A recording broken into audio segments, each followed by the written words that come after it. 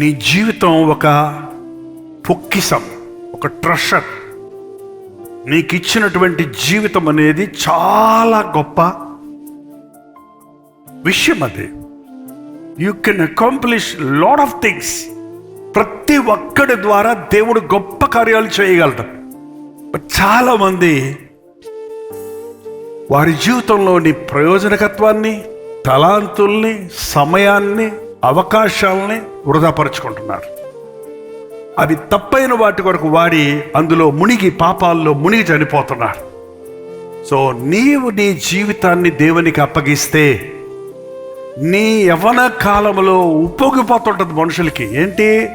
ఉద్రేకం, ఆసక్తి, గ్లామర్, బలం, శక్తి. యవనస్తులు ఎగిరిగిరి పడతారు చూడండి. మూల కూర్చునే యవనస్తులు ఉన్నారా? చెల్లో కూడా దొరికిందంటే చాలు, కోతి కంటే ఎక్కువ గంతులు వేస్తారు కావాలంటే. But what are you doing? నీ ఎనర్జీ అంతా మిస్యూజ్ చేసుకుంటున్నావు.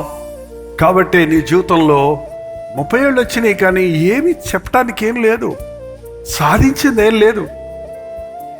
ఈరోజు మీ జీవితాన్ని ప్రభువుకి అప్పగించండి. మీ యవ్వన కాలాన్ని ఆనకట్టేస్తే మీ జీవితం అంతా సమృద్ధిగా ఫలిస్తుంది. హల్లెలూయా.